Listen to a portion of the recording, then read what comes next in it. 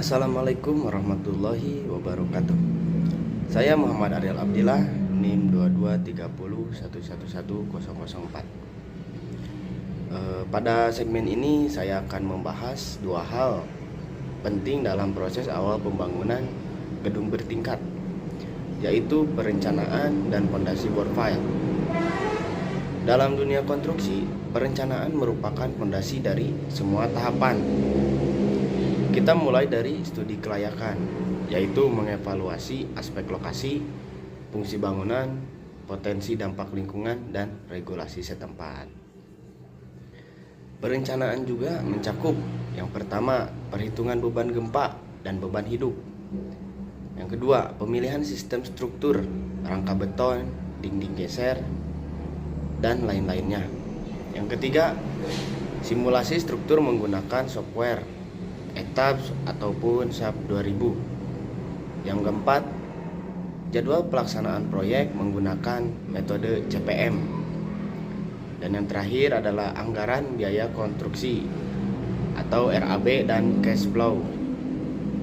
Setelah dokumentasi siap, masuk ke pekerjaan lapangan.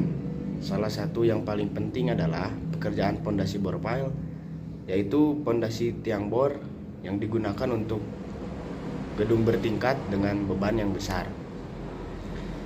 Kenapa bore pile? Karena minim getaran dibanding tiang pancang.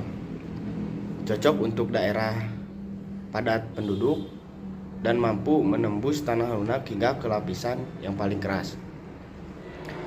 Pada tahap awal, kita mulai dari kajian teknis berupa investigasi tanah, studi daya dukung tanah, penentuan sistem pondasi, dan desain struktur bawah. Setelah uji sondir dan bore log dilakukan, diperoleh data bahwa lapisan tanah keras berada pada kedalaman antara 18 hingga 25 meter dari permukaan tanah. Maka ditetapkan bahwa jenis pondasi yang digunakan adalah bore pile diameter 60 cm dengan kedalaman efektif 22 meter. Spesifikasi teknis bore pile yang digunakan meliputi diameter bor 60 cm, kedalaman 22 meter, material tualangan BCTD 400 untuk longitudinal dan BCTP 280 untuk spiral.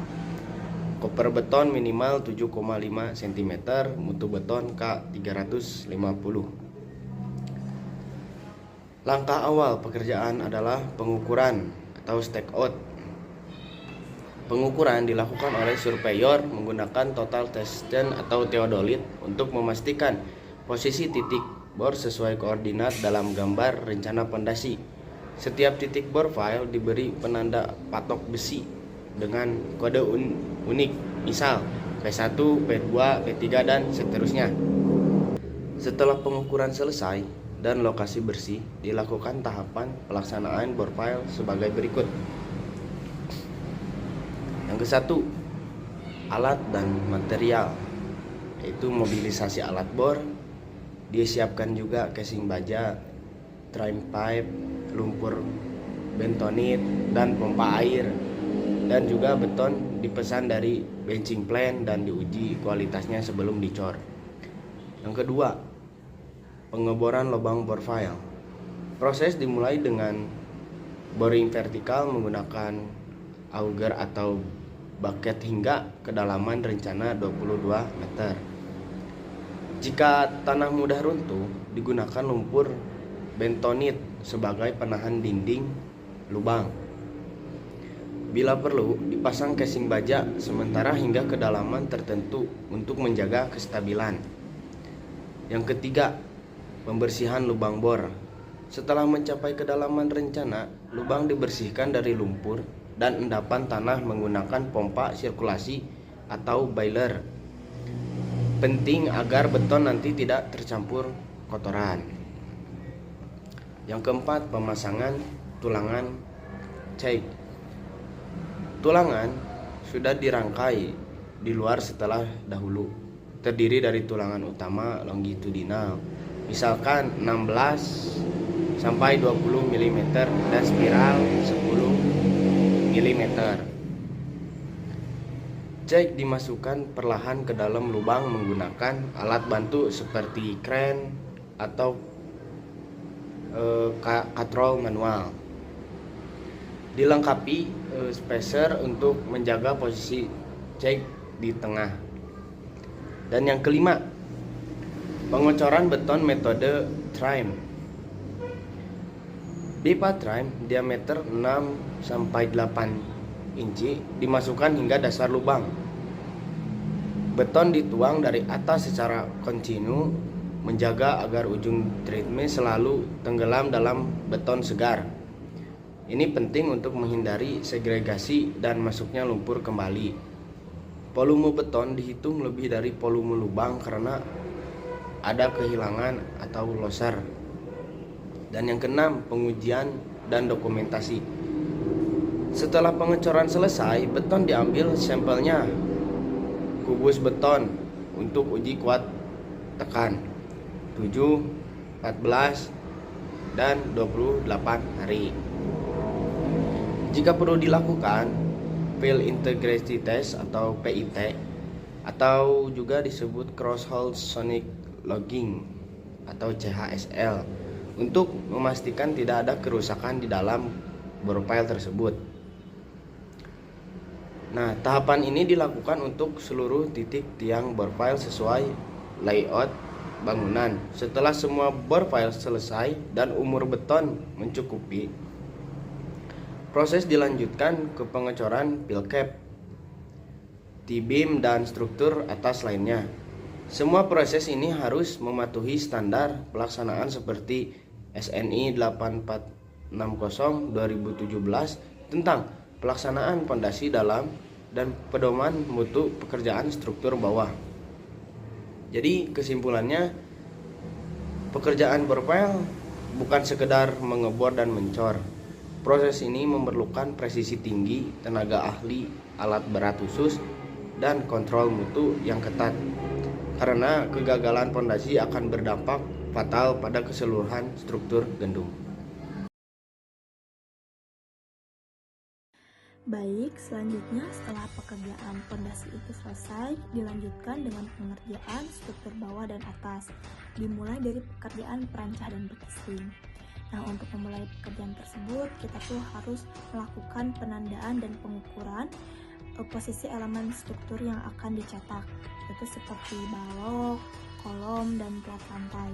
Ada juga kita harus menentukan penentuan elevasi lantai, garis tengah kolom, dan dimensi balok. Itu tuh menggunakan alat waterpass dan teodolit. Yang pertama ada pemasangan perancah atau bisa disebut dengan scaffolding. Nah, metode pekerjaannya itu ada 4. Di sini yang pertama, pemasangan base plate dan screw jack sebagai dasar tiang vertikalnya. Yang kedua, si tiang-tiang ini dipasang secara vertikal dan disambungkan dengan si cross brace serta horizontal brace untuk menjaga kestabilannya. Yang ketiga, ada ketinggian sesuai dengan elevasi lantai kerjanya. Yang keempat itu railing pengaman, tangga akses, dan platform kerja disiapkan untuk mendukung K3-nya gitu. Nah, sistem perancah ini biasanya adalah modular scaffold berbahan baja itu karena kuat, mudah dirakit, dan efisien.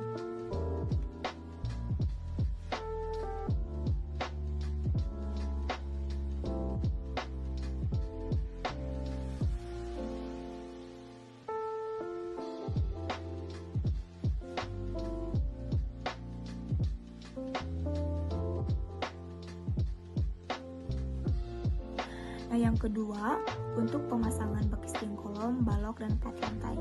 Yang pertama ada bekisting kolom. Itu tuh disusun dari panel multiplek dan siku baja, membentuk cetakan vertikal, disatukan dengan clamp dan T-rod untuk menahan si tekanan betonnya.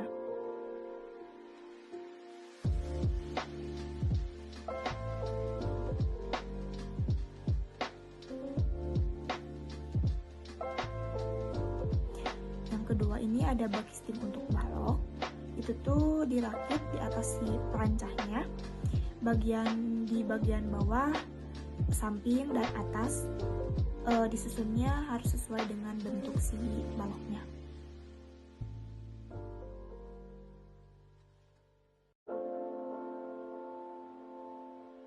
Yang ketiga itu ada bekisting si plat lantai.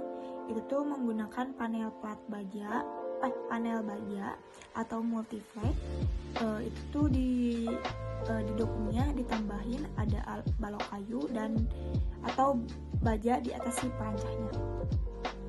Nah, sebelum pengocoran itu dilakukan, bekisting itu harus dilapisi dengan mold oil agar beton itu tidak lengket saat dibukanya. Baik, assalamualaikum warahmatullahi wabarakatuh. Saya Najwa Mutiara Putri Suwandi. Di sini juga saya akan menjelaskan pekerjaan tentang pembesian dan pembetonan di bangunan gedung bertingkat. Nah, yang pertama itu ada pembesian pemasangan tulangan. Yang pertama itu ada persiapan material dan gambar kerja. Nah, sebelum memulai pekerjaan tersebut dilakukan pembacaan gambar struktur secara menyeluruh. Selanjutnya disiapkan besi tulangan sesuai diameternya, jumlah dan panjang yang dibutuhkan. Selanjutnya besi dipesan dalam bentuk batangan lalu dipotong dan dibengkokkan sesuai bentuk yang telah direncanakan menggunakan mesin bending dan bar cutter. Nah, untuk yang kedua ada proses pembesian pemasangan tulangannya. Itu ada yang pertama itu pekerjaan diawali dengan pemasangan tulangan pokok dan tulangan sengkang pada kolom dan si baloknya. Terus digunakan speker dan konkret copper block agar besi tidak bersentuhan langsung dengan si bekisting. Selanjutnya, sambungan besi itu dilakukan dengan penyambungan berlapis atau bisa disebut lap splice atau las bila diperlukan. Selanjutnya, semua sambungan itu diikat dengan kawat, bendrat, dan dicat kerapatannya. Selanjutnya, setelah tulangan itu selesai dipasang, dilakukan pengecekan ulang oleh pengawas untuk memastikan si bentuk dan jumlahnya udah sesuai gambar atau belum gitu. Yang ketiga ada proses pengecorannya. Itu tuh dicetak memakai slam test terlebih dahulu untuk mengetahui si workability beton segarnya. Ini tuh udah di bagian si pembetonannya gitu. Nah, yang kedua itu bekisting diperiksa ulang agar tidak bocor dan tulangannya itu sudah terpasang dengan benar gitu. Yang ketiga itu ada alat bantu seperti vibrator, molen, konkret, pump, dan treni disiapkan di lokasi pekerjaan. Selanjutnya ada proses pengecorannya. Nah, itu tuh si beton tuh dituangkan dari si konkret pumpnya itu atau dituang manual gitu, tergantung lokasi dan ketinggiannya. Selanjutnya beton itu diratakan lalu dipadatkan menggunakan si alat vibrator untuk menghindari rongga udara. Yang selanjutnya itu dilakukan secara bertahap dan kontinu agar tidak terjadi cold joint. Nah, setelah proses pengecoran itu ada perawatan si betonnya atau bisa disebut curing. Nah, setelah 24 jam permukaan beton itu harus disiram secara berkala atau ditutup dengan karung basah. Nah, si curing ini dilakukan selama minimal 7 hari untuk menjaga si kelembabannya agar si betonnya itu mencapai mutu yang maksimal. Nah, selanjutnya ada aspek K3-nya itu yang pertama itu wajib menggunakan sarung tangan, sepatu seperti helm dan rompi. Dan si lokasi pengecorannya pun harus diberi peringatan dan pengawasan ketat untuk mencegah kecelakaan. Nah, itulah proses pembesian dan pembetonan pada proyek pembangunan gedung bertingkat ini. Terima kasih.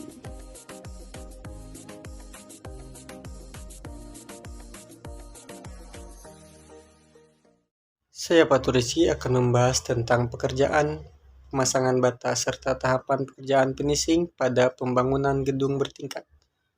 Pekerjaan ini masuk dalam kategori arsitektur dan dilakukan setelah struktur utama selesai dibangun. Yang terpenting kita tidak lupa untuk menggunakan aspek ketiga ya, dan kebersihan. Pekerjaan finishing melibatkan alat tajam, bahan kimia, jadi penting menggunakan APD. Area dijaga tetap bersih dan tidak mengganggu pekerjaan struktur lainnya. Oke, selanjutnya ada pekerjaan pemasangan bata.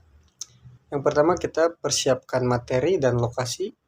Sebelum memulai dilakukan pembersihan lokasi kerja, pemasangan benang ukur sebagai panduan lurus pasangan, material seperti bata, semen, pasir, dan air disiapkan di dekat area kerja.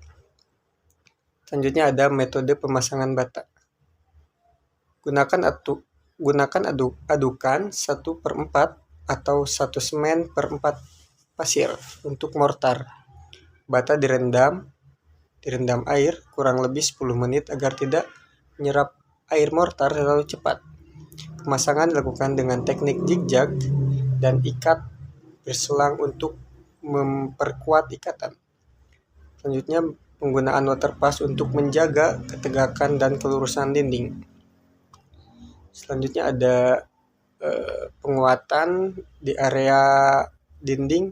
Dinding dipasang slope dan kolom praktis setiap 3 meter. Juga ring balok di atas diperkuat dengan kawat atau besi tulangan 6 mm bila dibutuhkan.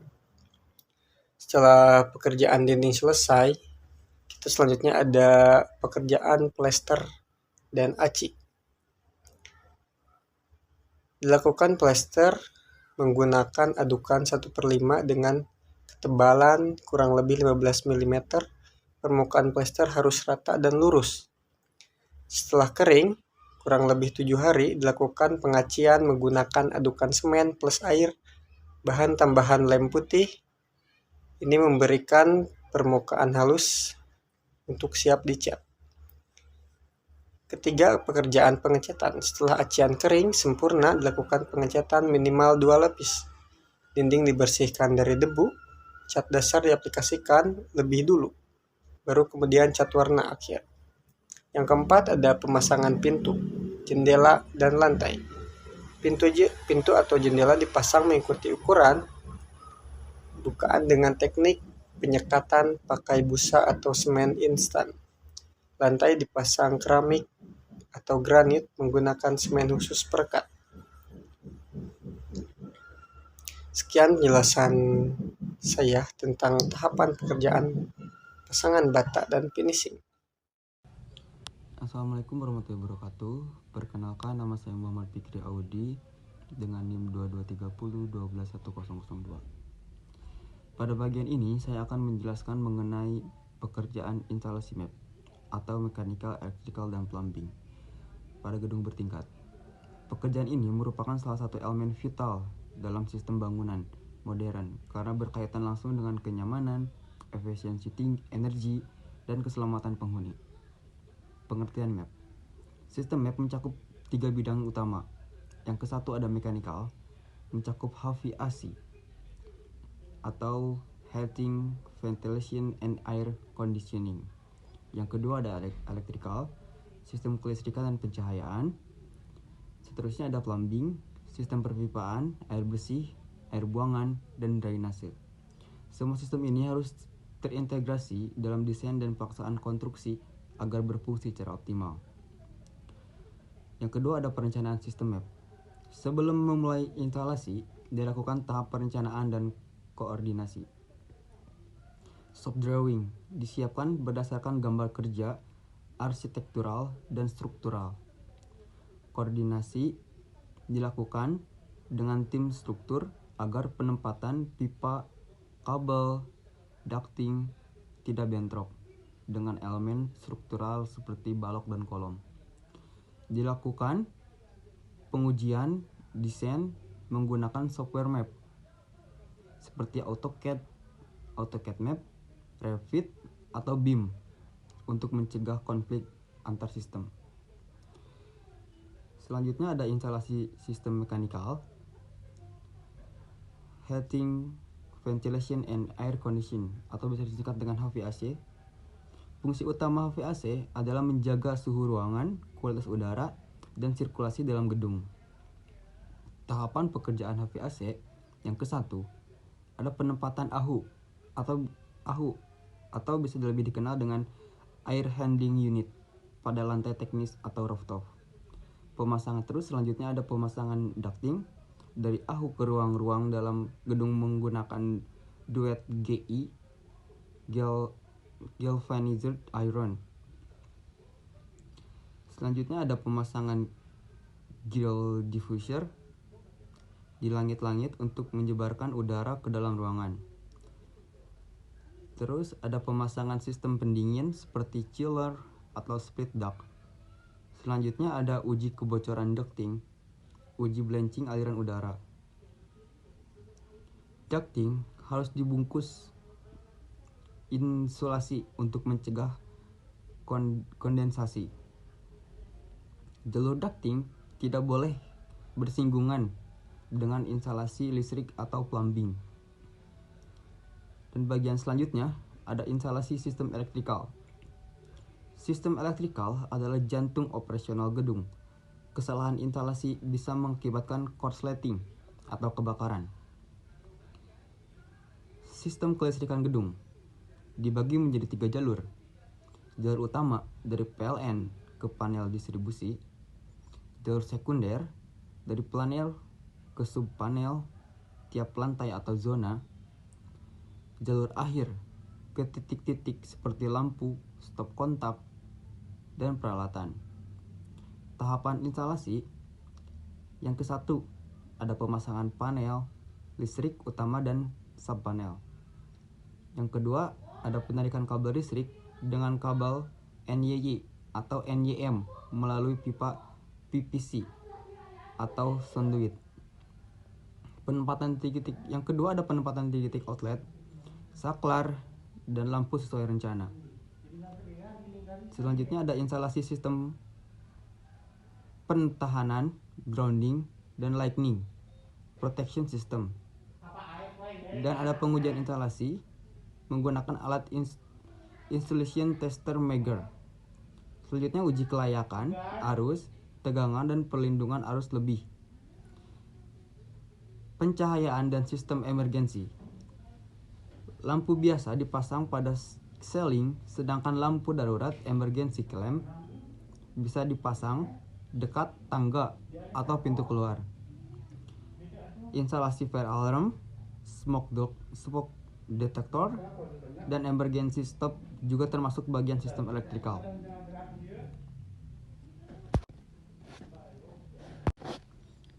Dan selanjutnya ada instalasi sistem plumbing. Instalasi plumbing meliputi air bersih, air kotor, air limbah, drainase air hujan.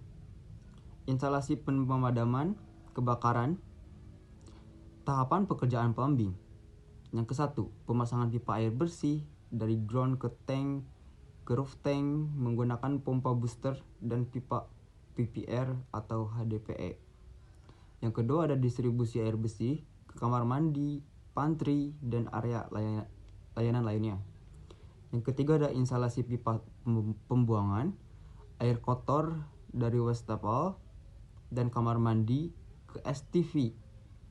Selanjutnya ada sistem air hujan dipasang dengan talang horizontal dan vertikal hingga ke sumur resapan. Dan selanjutnya ada fire fighting system.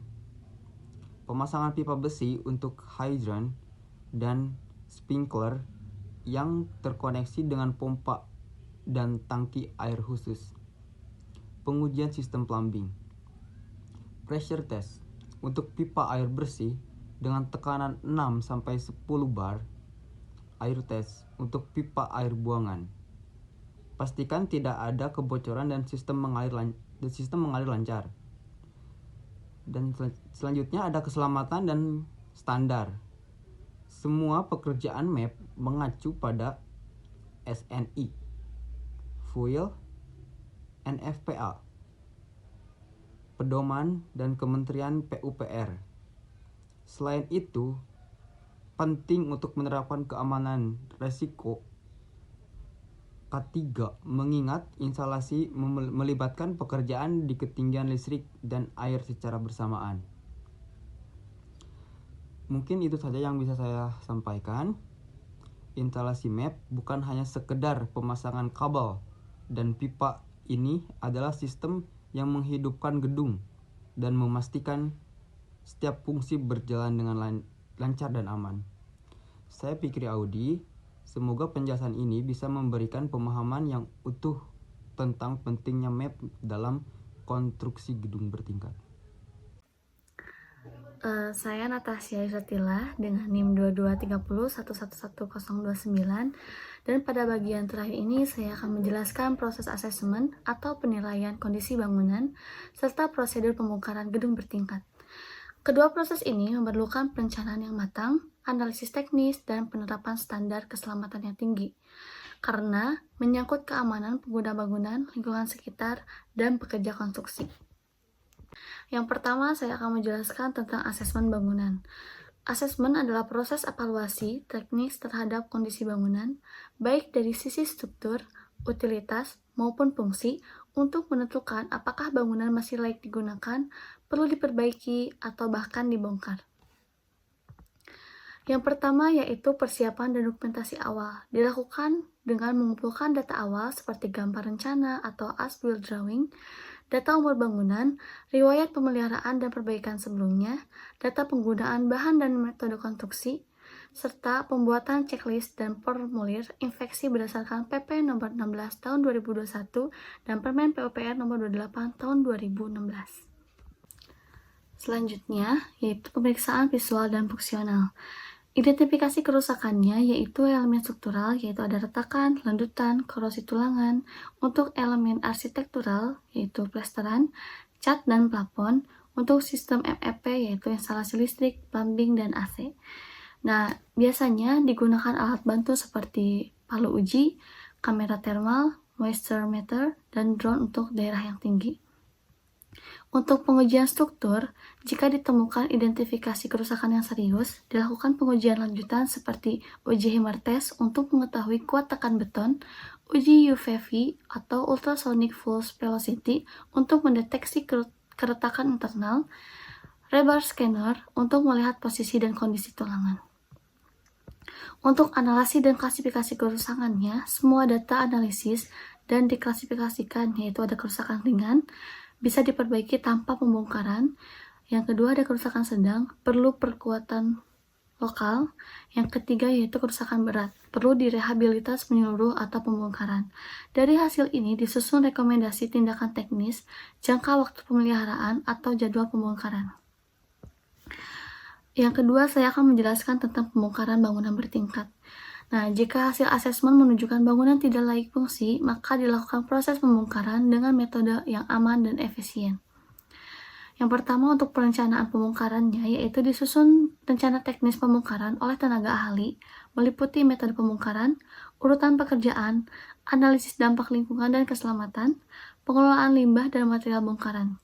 Koordinasi dilakukan dengan pihak dinas, pemilik bangunan, dan lingkungan sekitar. Untuk metode pembongkarannya, umumnya digunakan dua metode. Yang pertama, metode manual atau konvensional, dilakukan secara bertahap dari atas ke bawah atau top and down, menggunakan alat seperti palu, linggis, mesin potong, dan kren. Cocok untuk daerah yang padat penduduk atau bangunan yang kecil. Yang kedua, metode mekanis. Biasanya dilakukan menggunakan alat berat seperti ekskavator, breaker, atau long arm, dilakukan pada struktur besar atau luas area yang kosong. Untuk gedung tinggi atau beton bertulang, biasanya dilakukan kombinasi kedua metode. Untuk tahapan pekerjaan pembongkaran, pertama akan ada pembersihan dan pemutusan utilitas. Semua instalasi listrik, air, dan gas harus dimatikan, barang inventaris dan interior itu dilepas. Yang kedua yaitu pemasangan pagar pengaman atau scaffolding untuk melindungi area kerja dan pejalan kaki. Yang ketiga yaitu pembongkaran non-struktural, seperti atap, plafon, partisi, pintu, dan jendela.